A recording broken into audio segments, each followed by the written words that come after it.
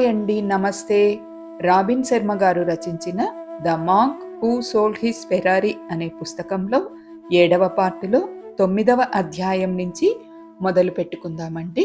ఈ కథనంతా కూడా జాన్ అనే అతను మనకు వివరిస్తుంటారు. స్వీయ నాయకత్వం అనే ప్రాచీన కళ. మంచివారు నిరంతరం తమ శక్తిని పెంచుకుంటూ ఉంటారు. కన్ఫ్యూషియన్. జూలియన్ టీని కప్పులో వంపుకుంటూ అన్నాడు. కాలం మీరుతోంది. త్వరలో సూర్యోదయం అవుతుంది. నన్ను ఇంకా చెప్పమంటావా, లేక ఈ రాత్రికి ఈ మాత్రం చాలా? ఇంత జ్ఞానాన్ని తన గుప్పిట్లో దాచుకున్న వ్యక్తి తన కథను పూర్తి చేయకుండా నేను వెళ్ళనిచ్చే ప్రసక్తి లేదు. మొదట్లో అతని కథ అసహజంగా అనిపించింది. అయితే ఆ కథను వినే కొద్దీ, కాలాతీతమైన ఆ తత్వాన్ని తెలుసుకున్న కొద్దీ అతను చెప్పిన దానిలో నాకు నమ్మకం ఏర్పడసాగింది. ఇవి ఏదో దొంగ సన్యాసి పబ్బం గడుపుకోవడం కోసం కల్పించి చెప్పే పైపై మెరుగుల పుక్కిటి పురాణాలు కావు. జూలియన్ చెప్పేది వాస్తవం. అతను తను నమ్మింది ఆచరించే మనిషి. అతని సందేశం కూడా సత్యమే. నాకతనిపై నమ్మకం ఏర్పడింది. నువ్వు చెప్పు జూలియన్, నాకు కావలసినంత సమయం ఉంది. పిల్లలు అమ్మమ్మ ఇంట్లో పడుకుంటున్నారు. జెన్నీ ఇప్పట్లో పైకి రాదు అన్నాను. నా మాటల్లో నిజాయితీని గ్రహించాడేమో. జూలియన్ రామన్యోగి చెప్పిన కథను కొనసాగించాడు. నేనిందాకే చెప్పాను, ఆ కథలో తోట నీ మనసులోని అపరిమిత నిధులతో కూడిన ఉద్యానవనాన్ని ప్రతిబింబిస్తుందని. లైట్ హౌస్ గురించి కూడా చెప్పాను. అది నీ లక్ష్యాలకు నువ్వు సాధించవలసిన దానికి ప్రతీక అని చెప్పాను. ఇంకా ఈ కథలో లైట్ హౌస్ తలుపు తెరుచుకుంది. అందులోంచి 9 అడుగుల 900 పౌండ్ల జపనీస్ సుమో కుస్తీ యోధుడు బయటకు వచ్చాడని చెప్పాను. ఇదేదో చెత్త గోడుజిల్లా సినిమా దృశ్యంలా ఉంది. నాకు చిన్నప్పుడు ఆ సినిమాలు బాగా నచ్చేవి. నాక్కూడా. కానీ నా పిడకల వేటల్ని వదిలేయి. శివనయోగుల జీవన పరిణామ వ్యవస్థలో సుమోయోధుడు చాలా ముఖ్యమైన విషయానికి ప్రతినిధి. ప్రాచీన కాలంలో తూర్పు దేశాల్లో అప్పటి గురువులు కైజేన్ అని ఒక పరిణత తత్వాన్ని కనిపెట్టి వృద్ధి చేశారని రామన్యోగి నాకు చెప్పాడు. ఈ జపనీస్ పదానికి అర్థం నిరంతరమైన అనంతమైన వికాసం అని. సంపూర్ణ జాగ్రత్తావస్థకు చేరుకున్న స్త్రీ పురుషుల్లో ఈ రకమైన వికాసం ఉంటుంది. ఈ తత్వం ఆ యోగుల జీవితాలను ఎలా సంపన్నం చేసింది? జాన్, నేనిందాక చెప్పినట్టు బాహ్య విజయం ఎప్పుడూ ఆంతర విజయం సాధించడం వల్లే సాధ్యం. బాహ్య జీవితంలోని ఆరోగ్యం, ఇతరులతో సంబంధాలు, ఆర్థిక స్థితిగతులు మెరుగుపరుచుకోవాలంటే ముందు నీ మానసిక ప్రపంచాన్ని మెరుగుపరుచుకోవాలి. దీనికి మార్గం నిరంతర స్వీయాభివృద్ధే. ఆత్మ నియంత్రణే జీవిత నియంత్రణకు డిఎన్ఏ లాంటిది. జూలియన్, నువ్వు ఏమీ అనుకోనంటే ఓ మాట. ఈ మానసిక ప్రపంచం అన్నది ఉందే, అది ఏదో కొద్ది మందికి మాత్రమే వర్తించేదిలా ఉంది. నేనెవర్ని?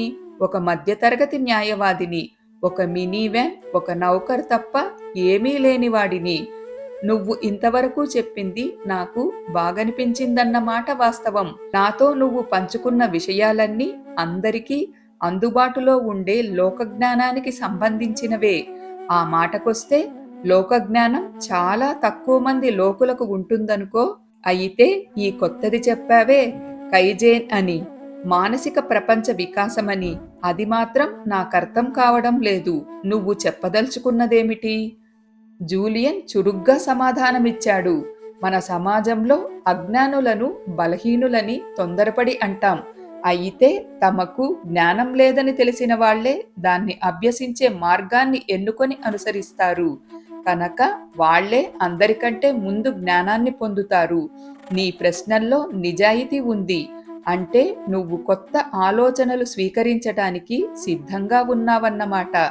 ఇప్పటి సమాజంలో అన్నిటికంటే బలవత్తరమైన శక్తి మార్పు. ఎక్కువ మంది దీనికి భయపడతారు. తెలివైన వాళ్ళు మాత్రమే దీన్ని ఆహ్వానిస్తారు. జెన్ సాంప్రదాయం ఇలా కొత్త ఆలోచనలు స్వీకరించే వాళ్లను గురించి చెబుతుంది. ఎవరి కప్పులైతే ఎప్పుడూ ఖాళీగా ఉంటాయో వాళ్ళు విజయంలోనూ సంతృప్తిలోనూ ఎప్పటికప్పుడు ఉన్నత సోపానాలు అధిరోహిస్తారని ఈ తత్వం చెబుతుంది. నీ ప్రశ్న ఎంత ప్రాథమికమైనదైనా అడగడానికి సంకోచించకు. జ్ఞాన సముపార్జనకు అతి ప్రశస్తమైన విధానం ప్రశ్నలడగడమే. కృతజ్ఞుణ్ణి, కానీ ఇంకా నాకు కైజేన్ అంటే అర్థం తెలియడం లేదు. నీ మానసిక ప్రపంచాన్ని మెరుగుపరుచుకోవడం అంటే స్వీయాభివృద్ధి, వ్యక్తిగత వికాసం అని అర్థం. అది నువ్వే నీకు చేసుకోగలవు. నువ్వు చాలా పని ఒత్తిడిలో ఉన్నావు కనుక నీ వికాసం కోసం పని చేసుకోలేవని నువ్వనుకోవచ్చు. అది చాలా పెద్ద పొరపాటు. నువ్వు తగినంత సమయం తీసుకొని క్రమశిక్షణ, శక్తి, బలం, ఆశావహ దృక్పథం వంటి గుణాలు కల్పించుకున్నాక నీ బాహ్య ప్రపంచంలో నువ్వు సాధించలేనిదేదీ ఉండదు. నీ సామర్థ్యం పైన, నీ మొక్కవోని ప్రజ్ఞపైన అపారమైన విశ్వాసం పెరిగాక నీ ప్రయత్నాలన్నింటిలోనూ విజయం సాధించి ఉన్నత ఫలితాలు పొందడంలో నీకు అడ్డేమీ ఉండదు. నీ మనసుపై అధికారం సంపాదించి శరీరాన్ని పోషించి ఆత్మను సంతృప్తిపరిచే స్థితి చేరుకోవడానికి నువ్వు సమయం వెచ్చిస్తే నీ జీవిత ప్రమాణాలు పెరుగుతాయి. ఎన్నో ఏళ్ల క్రితం ఎపిక్టెటస్ అననే అన్నాడు, తనపై నియంత్రణ లేని మనిషి స్వేచ్ఛాజీవే కాదు. అంటే కైజేన్ ఆచరణీయమైన విధానమేనంటావు. తప్పక. ఒకసారి ఆలోచించు జాన్. తననే నడిపించలేని మనిషి ఒక సంస్థనేం నడిపిస్తాడు? నిన్ను నువ్వే పోషించుకోలేనప్పుడు నీ కుటుంబాన్ని ఏం పోషిస్తావు? నువ్వు ఆనందంగా లేనప్పుడు ఇంకోరికి ఆనందాన్ని ఎలా ఇస్తావు? నా ఉద్దేశం అర్థమైందా? నేను అంగీకరిస్తున్నట్లుగా తల ఊపాను. నన్ను నేను బాగు చేసుకోవడం అనే విషయాన్ని గురించి నేను సీరియస్గా ఆలోచించడం ఇదే మొదటిసారి. నేను దారిలో వెళ్తున్నప్పుడు చాలామంది the power of positive thinking లేదా మెగా లివింగ్ వంటి పుస్తకాలు చదువుతుంటే చూసి వీళ్ళేదో నిస్పృహలో ఉన్నారు కాబోలు, ఈ పుస్తకాలు దానికి మందు కాబోలు అనుకునేవాణ్ణి. ఇప్పుడు అర్థమవుతోంది, తమని తాము మెరుగుపరుచుకోవాలని ప్రయత్నించే వాళ్లే బలవంతులని, అలాంటి శక్తి ఉన్నవాళ్లే ఇంకొకరి జీవితాలని కూడా బాగు చేయగలరని. నేను దేనిదేన్లో మెరుగుపడగలనో ఆలోచించడం ప్రారంభించాను. వ్యాయామం వల్ల లభించే మంచి ఆరోగ్యం, శక్తి నాకు అవసరమే. నా ముక్కు మీది కోపాన్ని తగ్గించుకోవడం, ఇతరులను మాట్లాడనివ్వకుండా అడ్డు తగలడం వంటివి తగ్గించుకుంటే భార్యాపిల్లలతో నా సంబంధాలు ఖచ్చితంగా బాగుపడతాయి. అన్నిటికీ ఆందోళన చెందే మనస్తత్వాన్ని పోగొట్టుకుంటే మనశ్శాంతి లభించి నేను కోరుకుంటున్న ఆనందం దొరుకుతుందేమో. ఆలోచించే కొద్దీ ఇంకా ఎన్నో రకాలుగా నేను మరుగుపడవచ్చునని తోచింది. నా జీవితంలో కొత్త అలవాట్ల ద్వారా ఎంత మంచి పొందగలనో అర్థమయ్యే కొద్దీ నాలో ఉత్సాహం పెరిగింది. అయితే జూలియన్ చెబుతున్నది నిత్య వ్యాయామం, ఆరోగ్యకరమైన ఆహారపు అలవాట్లు, సంయమనంతో కూడిన జీవిత విధానం మాత్రమే కాదని తెలుసు. హిమాలయాల్లో అతను నేర్చుకున్నది ఇంతకంటే లోతైనది, అర్థవంతమైనది. వ్యక్తిత్వాన్ని పటిష్టం చేసుకోవడం గురించి, మానసిక స్థైర్యాన్ని పెంచుకోవడం గురించి, ధైర్యంతో జీవించడం గురించి అతను చెప్పాడు. ఈ 3 గుణాల వల్ల మంచి వ్యక్తిగా జీవించడమే కాక విజయాలతో, సంతృప్తితో, మనశ్శాంతితో జీవించడం కూడా సాధ్యమవుతుందని అతను చెప్పాడు. ముఖ్యంగా ధైర్యం అన్నది ఎవరైనా అలవర్చుకోగలిగిన గుణం. తర్వాత అనేక సత్ఫలితాలనిచ్చే గుణం. స్వీయ నాయకత్వం, వ్యక్తిత్వ వికాసంలో ధైర్యం నిర్వహించే పాత్ర ఏమిటి అని పైకే అనుకున్నాను. ధైర్యం వల్ల నీ మార్గాన్ని నువ్వే నిర్ణయించుకుంటావు. నువ్వు చేయదలుచుకుంది సరైనదేనని నమ్ముతావు కనుక చేయగలుగుతావు కూడా. ఇతరులు వైఫల్యం చెందిన రంగాల్లో కూడా పనిచేయడానికి కావలసిన ఆత్మ నియంత్రణను ధైర్యమే అందిస్తుంది.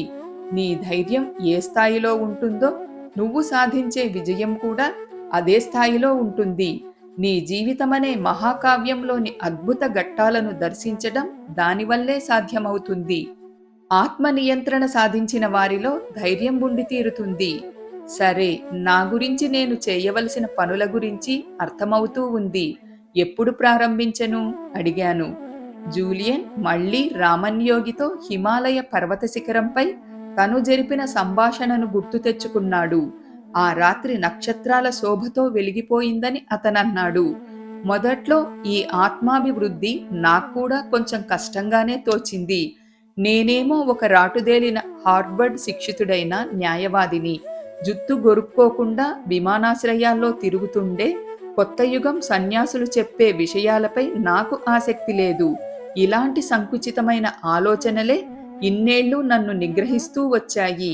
రామన్యోగి మాటలు వినే కొద్దీ, నా గత జీవితం తాలూకు బాధ నొప్పి తలుచుకునే కొద్దీ మనస్సును, శరీరాన్ని, ఆత్మను సంపన్నం చేసే కైజాన్ తత్వం మీద ఇష్టం పెరిగింది అన్నాడు జూలియన్. ఎందుకు ఈ మధ్య ఈ 3 పదాలు మనసు, శరీరం, ఆత్మ గురించి పదే పదే వింటున్నాను? చివరకు టీవీ పెడితే చాలు, ఎవరో ఒకరు ఈ మాటలు వాడుతుంటారు అన్నాను. నీ మానవ జన్మకు లభించిన ప్రతిఫలాలివి. నీ భౌతిక ఆకృతిని బాగు చేసుకోకుండా మనసును మాత్రమే మెరుగుపరుచుకోవడం అసంపూర్ణ విజయం అవుతుంది. నీ మనసును, శరీరాన్ని అత్యున్నత స్థాయికి తీసుకువెళ్ళి ఆత్మను విస్మరిస్తే నీలో ఒక ఖాళీ ఏర్పడి అసంతృప్తి మిగులుతుంది. అందువల్ల ఈ మూడింటి పరంగా సర్వశక్తులు వినియోగిస్తేనే ఒక జ్ఞానవంతమైన జీవితం నుంచి లభించే దివ్యానందం నీకు లభిస్తుంది. నాకు చాలా ఉత్సుకతను కలిగిస్తున్నావు మిత్రమా. నువ్వు ఎక్కడ ప్రారంభించాలి అని అడిగావు. కొన్ని ప్రాచీనమైనవే అయినా శక్తివంతమైన నైపుణ్యాలను కాసేపట్లో నీకు చెప్తాను. దానికంటే ముందు ఒక అభ్యాసం చేయిస్తాను నీతో. పుషప్ చేసేలా కూర్చో.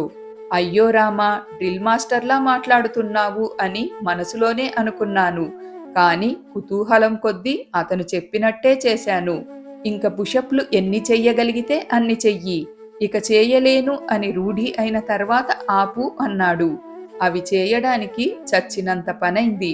నా 215 పౌండ్ల భారీ కాయంతో అప్పుడప్పుడు పిల్లల్ని వెంటేసుకొని మెక్డొనాల్డ్ దాకా నడవడమో, నా న్యాయవాద మిత్రులతో గోల్ఫ్ ఆడ్డమో తప్ప నిజమైన వ్యాయామం చేసే అలవాటు పోయింది. మొదటి 15 పుషప్లు నానాయాతన పెట్టాయి. దానికి తోడు వేసవి సాయంత్రం. నాకు ఒకటే చెమట్లు పట్టాయి. అయినా నా బలహీనత చూపడం ఇష్టం లేక చేయడం కొనసాగించాను. చివరికి 23 పుషప్ల తర్వాత ఇక నాకు సాధ్యం కాలేదు. ఇక నా వల్ల కాదు జూలియన్, చస్తున్నాను. నన్నేం చేయదలుచుకున్నావు? ఇక చేయలేనని ఖచ్చితంగా నిర్ణయించావా? ఆహా, కాస్త దయచూడు బాబూ. దీన్నుంచి నేను నేర్చుకునే పాఠం ఒక్కటే. గుండె నొప్పి తెచ్చుకొనుట ఎలా? మరో 10 చెయ్యి, తర్వాత విశ్రాంతి తీసుకుందువుగాని. జోక్ చేస్తున్నావా అన్నానే కాని మళ్ళీ మొదలెట్టాను. 1, 2, 5, 8, చివరకు 10. పూర్తిగా సొమ్మసిల్లినట్టు నేలపై పడుకున్నాను. ఆ రాత్రి రామన్యోగి నా చేత ఇదే చేయించాడు. నొప్పి అతి గొప్ప గురువని అతనన్నాడు. ఇలాంటి అనుభవం నుంచి ఎవరైనా ఏం నేర్చుకోగలరు అడిగాను, ఊపిరందక సతమతమవుతూ. రామన్యోగి ఆ మాటకొస్తే శివనయోగులందరూ నమ్మేదేమిటంటే మన అజ్ఞాతం అనే మండలంలోకి అడుగుపెట్టినప్పుడే ఎదుగుతామని. సరే కాని దానికి నేను పుషప్ చేయటానికి సంబంధమేమిటి? నువ్వు 23 చేయగానే ఇక చేయలేనని అన్నావు. అదే నీ గరిష్ట పరిమితి అన్నావు. అయితే నేను నిన్ను సవాలు చేయగానే మరో 10 పుష్లు చేశావు. నీలో ఇంకా శక్తి ఉందన్నమాట. అందుకే నువ్వు ప్రయత్నించగానే ఆ నిల్వల్లో ఉన్న ఆ శక్తి నీకు పనికి వచ్చింది. నేను తన శిష్యుడిగా ఉన్నప్పుడు రామన్యోగి నాకు ఒక మౌలిక సత్యాన్ని చెప్పాడు. నీ జీవితంలో ఉన్న పరిమితులన్నీ నువ్వు విధించుకున్నవే. నీకు అలవాటైన ఆ సౌకర్యం అనే వృత్తం నుంచి బయటపడి అజ్ఞాతంలోకి అన్వేషణ ప్రారంభించగానే నువ్వు నీలో ఉన్న సామర్థ్యాన్ని విడుదల చేయడం మొదలు పెడతావు. ఇదే ఆత్మనియంత్రణ. ఆ తర్వాత నీ జీవితంపై పట్టు సాధించడంలో మొదటి మెట్టు. ఇందాక చేసినట్టు నీ పరిమితి దాటి నువ్వు ప్రయత్నించినప్పుడు నీలో ఉన్నట్టు నీకే తెలియని మానసిక, శారీరక శక్తులు వెలికి వస్తాయి. అద్భుతం అనుకున్నాను. ఇప్పుడు ఆలోచిస్తే గుర్తొస్తోంది. ఇటీవలే ఎక్కడో చదివాను. సగటు మానవుడు తన శక్తిలోని 1 నిమిషం కొలతను మాత్రమే వినియోగిస్తున్నాడని. తక్కిన శక్తి నిల్వలను ఉపయోగించడం మొదలు పెడితే ఎంత చెయ్యగలుగుతామనుకుంటే ఆశ్చర్యం వేసింది. జూలియన్ చాలా ఆనందంగా ఉన్నాడు. నువ్వు రోజు వ్యాయామం చేయడం ద్వారా కైజేన్ కళను అభ్యసించు. నీ మనసును శరీరాన్ని మెరుగుపరుచుకోవటానికి కష్టపడి పనిచెయ్యి. నీలో ఉత్సాహాన్ని పోషిస్తుండు. నువ్వు మామూలుగా భయపడే పనులు చెయ్యి. అపరిమిత శక్తితో హద్దుల్లేని ఉత్సాహంతో జీవించడం ప్రారంభించు. సూర్యోదయాన్ని గమనించు. వర్షపు నీటిలో స్నానం చెయ్యి. నువ్వు కలలు కనే మనిషిగా అయిపోయావనుకో, నువ్వు ఎప్పుడూ చేయాలనుకొని కూడా మరీ చిన్నవాడిననో, మరీ పెద్దవాడిననో, మరీ సంపన్నుడిననో, పేదవాడిననో అనుకొని మానేసిన పనులన్నీ చెయ్యి. పూర్తి జీవనోత్సాహంతో జీవించు. తూర్పు దేశాల్లో ఏమంటారో తెలుసా? సంసిద్ధంగా ఉన్నవాడినే అదృష్టం వరిస్తుందని. నేనేమంటానంటే సంసిద్ధుడిగా ఉన్నవాడినే జీవితం వరిస్తుందని. జూలియన్ తన ఉద్వేగభరిత ఉపన్యాసాన్ని కొనసాగించాడు. నిన్ను వెనక్కి లాగుతున్న విషయాలను గుర్తించు. నీకు మాట్లాడ్డమంటే భయమా? లేక నీ అనుబంధాల్లో ఏవైనా సమస్యలున్నాయా? నీలో సానుకూల దృక్పథం కొరవడిందా? నీకు ఇంకా శక్తి కావాలా? నీ బలహీనతల జాబితా తయారు చెయ్యి. జీవితంలో తృప్తి చెందిన వారే ఇతరుల కోసం ఆలోచించగలరు. నీకు జీవితం నుంచి నిజంగా కావలసింది దక్కగలదని నీ లోపల్లోపల తెలిసినా దాన్ని సాధించడానికి వస్తున్న అవరోధాలేమిటో ఆలోచించు. ఒకసారి నీ బలహీనతలేమిటో తెలిస్తే తర్వాతి మెట్టు వాటిని ఎదుర్కొని నీలోని భయాలపై నువ్వు ఎదురుదాడి చెయ్యడం. నీకు బహిరంగ సభల్లో మాట్లాడడం భయమైతే 20 ప్రసంగాలు చేయడానికి ఒప్పుకో. కొత్త వ్యాపారం మొదలు పెట్టడం లేదా అసంతృప్తికరమైన బంధం నుంచి బయటపడాలన్న భయముంటే నీ శక్తినంతటినీ పుంజుకొని ఆ పని చెయ్యి. బహుశా కొన్నేళ్లలో నువ్వు పొందే మొదటి స్వేచ్ఛాభావన అవుతుంది. భయమంటే నువ్వు సృష్టించుకున్న మానసిక దయ్యమే, ఒక ప్రతికూల చైతన్య స్రవంతి. భయమంటే ప్రతికూల చైతన్య స్రవంత. ఇది నాకు నచ్చింది. అంటే ఇన్నాళ్ళు నాలో ఉన్న భయాలన్నీ నేను ఏళ్ల తరబడి సృష్టించుకున్న అల్లరి మూకలేనంటావా? అంతే జాన్. అవి నిన్ను చేయాలనుకున్నవి చేయనివ్వకుండా అడ్డుపడినప్పుడల్లా నీ అగ్నికి నువ్వు ఆద్యం తోడు చేసుకున్నట్టే. అదే నువ్వు ఈ భయాలను జయించావనుకో, జీవితాన్నే జయించినట్టు. నాకు ఉదాహరణ చెప్పు. తప్పకుండా. ఉదాహరణకు బహిరంగ ప్రసంగాన్నే తీసుకో. చాలా మందికి అది చావు కంటే భయంకరంగా కనిపిస్తుంది. నేను న్యాయవాదిగా ఉన్నప్పుడు కోర్టులో అడుగుపెట్టడానికి భయపడే న్యాయవాదులను చూశాను. వాళ్ళు నిండు న్యాయస్థానంలో నించుని మాట్లాడడం తప్పిపోవటానికి ఏమైనా చేయడానికి సిద్ధపడేవాళ్ళు. చివరికి క్లయింట్ల కేసుల్లో ఎంత బలం ఉన్నా కోర్టు బయటే రాజీ కుదిరేలా చేసేవాళ్ళు. అలాంటి వాళ్లను నేను చూశాను. వారికి పుట్టినప్పటి నుంచి ఈ భయం ఉండేదంటావా? లేదనే ఆశిస్తున్నాను. ఒక శిశువును పరిశీలించు. తనకు ఏ హద్దులు లేవు. తన మనసు సామర్థ్యం, అవకాశాల వర్ణచిత్రం సరిగ్గా పోషిస్తే ఆమె గొప్పదవుతుంది. అదే ప్రతికూల ధోరణి అలవాటు చేస్తే ఎందుకు పనికి రాకుండా తయారవుతుంది. నేనేం చెబుతున్నానో విను. ఏ అనుభవమైనా, అది బహిరంగ ప్రసంగం కావచ్చు, నీ యజమానిని జీతం పెంచమని అడగడం కావచ్చు, సరస్సులో ఈత కొట్టడం కావచ్చు, వెన్నెల రాత్రి సముద్రం ఒడ్డున నడవడం కావచ్చు. ఏది దానంతట అదే బాధాకరం గాని ఆనందకరం గాని కాదు. నీకు దాని పట్ల ఉన్న దృష్టే ఆ అనుభవాన్ని నిర్ధారిస్తుంది. ఆసక్తికరంగా ఉందే.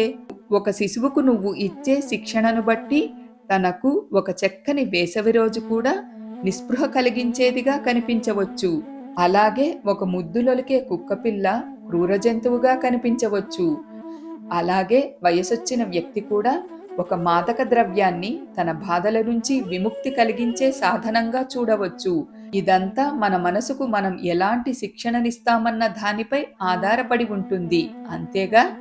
అవును, భయానికి కూడా ఇదే వర్తిస్తుంది. భయమనేది మానసిక నియంత్రణకు సంబంధించిన స్పందన. నువ్వు జాగ్రత్తగా ఉండకపోతే అది నీ శక్తిని, సృజనాత్మకతను, ప్రేరక శక్తిని కూడా పీల్చేస్తుంది. భయం తన వికారమైన ముఖాన్ని చూపించగానే దాన్ని వెంటనే కొట్టి తరిమేయి. దానికొకటే ఉత్తమ మార్గం. నీకు ఏదంటే భయమో దాన్ని చేసేయడం. భయం స్వభావాన్ని అర్థం చేసుకో. అది నువ్వు కల్పించిందే. ఏ సృష్టినైనా నిలబెట్టడం ఎంత సులభమో పడదోయడం కూడా అంతే సులభం కదా. జాగ్రత్తగా, క్రమబద్ధంగా నీ మనసనే కోటను వెదికి అందులో దాక్కున్న భయాల్ని నాశనం చెయ్యి. అదే చాలు నీలో ఆత్మవిశ్వాసం, ఆనందం, మనశ్శాంతి కలిగించటానికి. ఎవరి మనసైనా పూర్తిగా భయరహితంగా ఉండగలదంటావా? అడిగాను. మంచి ప్రశ్న. నా జవాబు చెప్పనా? నిర్ద్వంద్వంగా, స్పష్టంగా ఉండగలరు. శివనయోగుల్లో ప్రతి ఒక్కరూ నిర్భయంగానే ఉన్నారు. వాళ్ళ నడకలోనే అది తెలిసిపోయేది. వాళ్ళ మాటలోనే అది తెలిసిపోయేది. వాళ్ళ కళ్ళల్లోకి లోతుగా చూస్తే తెలిసిపోయేది. నీకు ఇంకోటి కూడా చెప్పాలి జాన్. ఏమిటి? అతను చెబుతున్న దాని పట్ల విస్మయం చెందుతూ అడిగాను. నేను కూడా భయరహితుణ్ణే. నాకిప్పుడు నేనేమిటో తెలుసు. నా సహజ స్థితి మొక్కవోని బలం, అపరిమిత సామర్థ్యం. ఇన్నేళ్లు నన్ను నేను నిర్లక్ష్యం చేసి సంయమనంతో ఆలోచించలేక దానికి అవరోధాలు కల్పించుకున్నాను. నీకు మరో విషయం చెప్తాను. నీ మనసులోంచి భయాన్ని తొలగిస్తే నీ వయసు తగ్గినట్టు కనిపిస్తావు. నీ ఆరోగ్యం కూడా మరింత కాంతివంతమవుతుంది. ఓ, నువ్వు ఎప్పుడూ చెప్పే మనసు శరీర సంబంధమన్నమాట. నాకు అర్థం కాలేదన్న విషయాన్ని కప్పిపెడుతూ అన్నాను. అవును, తూర్పు దేశాల యోగులకు ఈ విషయం 5000 ఏళ్ల క్రితమే తెలుసు. నువ్వన్నట్టు కొత్త యుగం వాళ్ళు కారు. నన్ను చూసి నవ్వుతూ అన్నాడు. ఆ యోగులు నాతో మరో శక్తివంతమైన సూత్రాన్ని పంచుకున్నారు. నేను తరచూ దీని గురించే అనుకుంటూ ఉంటాను. నువ్వు స్వీయ నాయకత్వం, ఆత్మనియంత్రణ సాధించే మార్గంలో పయనిస్తున్నప్పుడు ఇది నీకు తోడ్పడుతుందనుకుంటా. నేను కాస్త బలహీనపడిపోతున్నప్పుడు ఈ సూత్రమే మళ్ళీ నాకు ప్రేరణనిచ్చింది. ఈ తత్వాన్ని స్పష్టంగానే చెప్పవచ్చు. జ్ఞాన సాధకులకు, దాన్ని సాధించలేకపోయిన వారికి ఉన్న ముఖ్యమైన తేడా ఏమిటంటే వీళ్ళు ఇష్టపడిన పనులను చేయలేరు.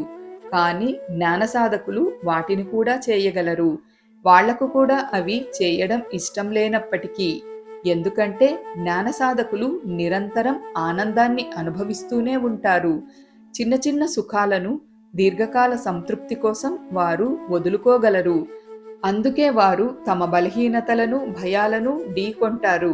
అలా అజ్ఞాత భూమిలోకి వెళ్లడం వల్ల ఎంత అసౌకర్యానికి గురి కావలసి వచ్చినా కైజేన్ ఇచ్చిన వివేకంతో వారు జీవిస్తారు.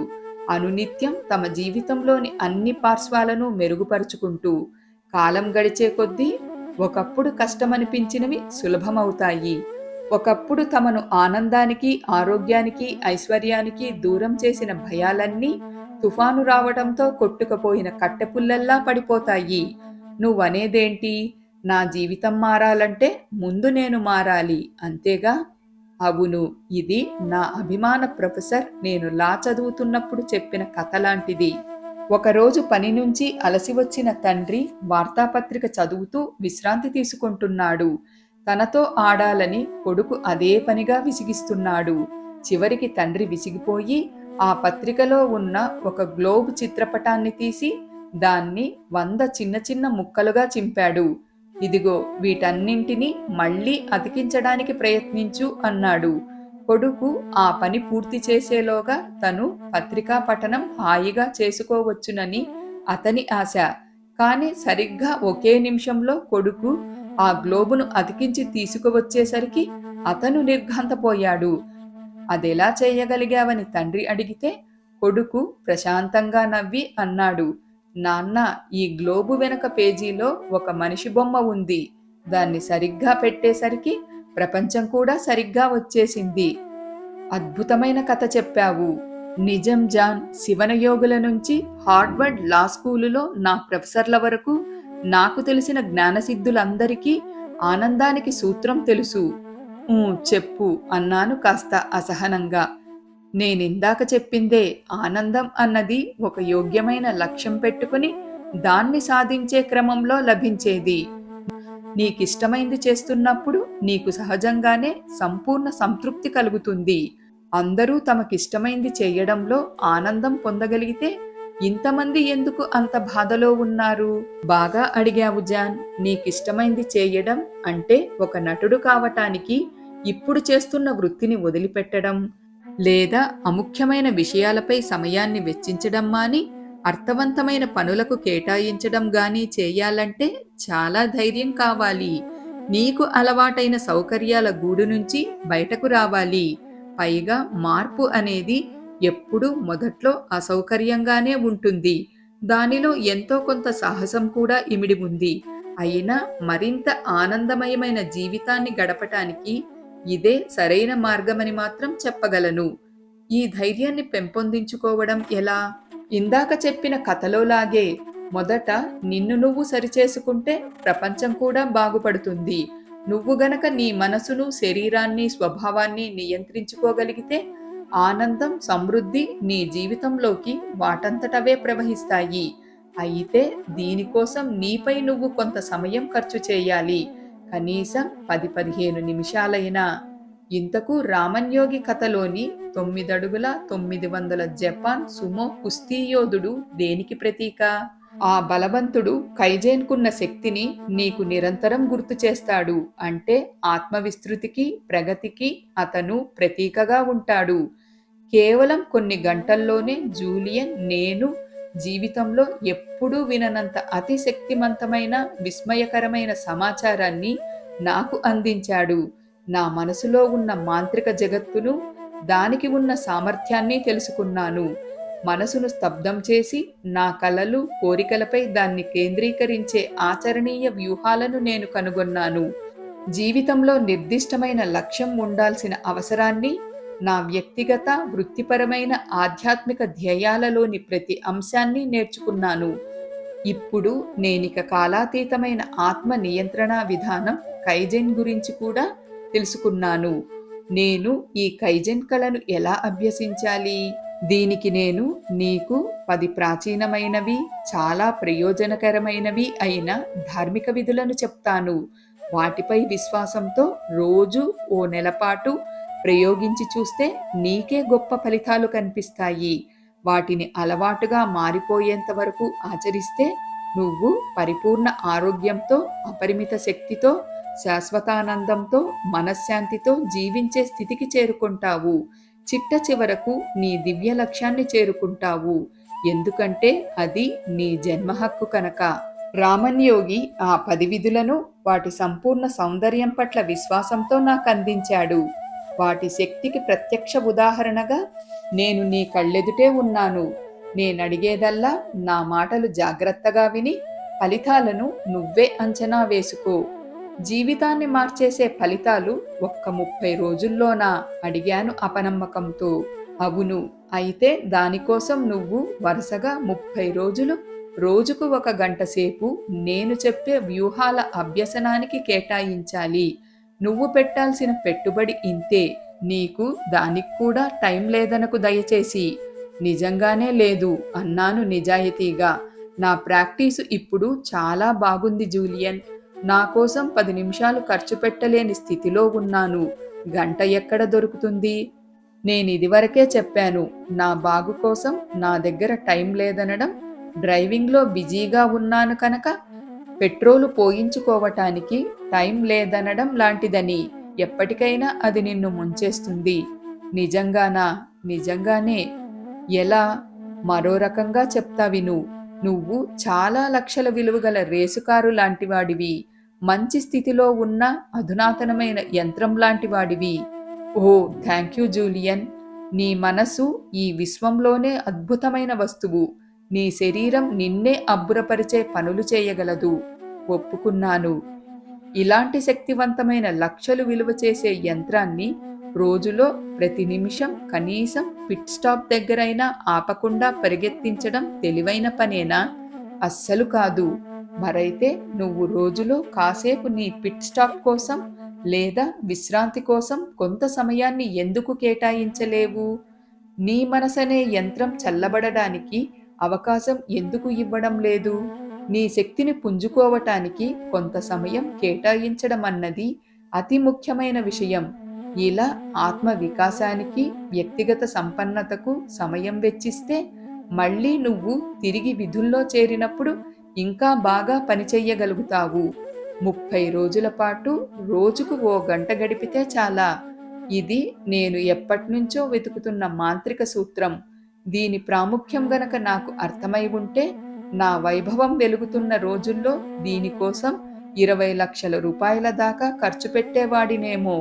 ఈ అమూల్యమైన జ్ఞానమంతా ఉచితంగా లభిస్తుందని నాకు తెలీదు. అయితే ఈ వ్యూహాలను నువ్వు పూర్తి విశ్వాసంతో, క్రమశిక్షణతో అమలు చెయ్యాలి. ఇది సత్వరమే సత్ఫలితాలనిచ్చే వ్యూహం మాత్రమే కాదు. అంటే ఒకసారి దీనిలోకి దిగాక ఇక చాలా కాలం వరకు నువ్వు దానిలో ఉన్నట్టే లెక్క. ఏమిటి నువ్వంటున్నది? రోజుకు 1 గంట నీకోసం వెచ్చించుకోవడం వల్ల 30 రోజుల్లో గొప్ప ఫలితాలు వచ్చే మాట నిజమే. అది నువ్వు సరైన పనులు చేస్తే.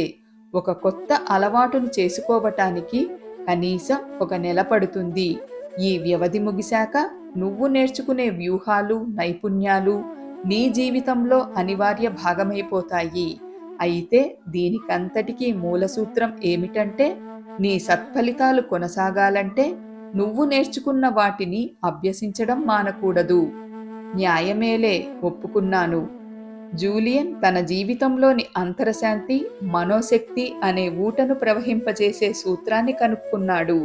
నిజానికి ఒక రోగిష్టి ముసలి న్యాయవాది నుంచి ఒక యవ్వన శోభతో వెలిగిపోయే తాత్వికుడిగా అతనిలో వచ్చిన మార్పు ఒక అద్భుతమే. ఆ క్షణంలో నిర్ణయించుకున్నాను, రోజుకు 1 గంట నేనిప్పుడు వినబోయే నైపుణ్యాలు, వ్యూహాలు అమలు చేయడానికి కేటాయించాలని. ఇన్నాళ్లలా ఇతరుల్ని బాగు చేయాలని అనుకోవడం కాక, ముందు నన్ను నేను సంస్కరించుకోవాలని నిశ్చయించుకున్నాను. ఇది నిజంగా చేయాల్సిన ప్రయత్నమే.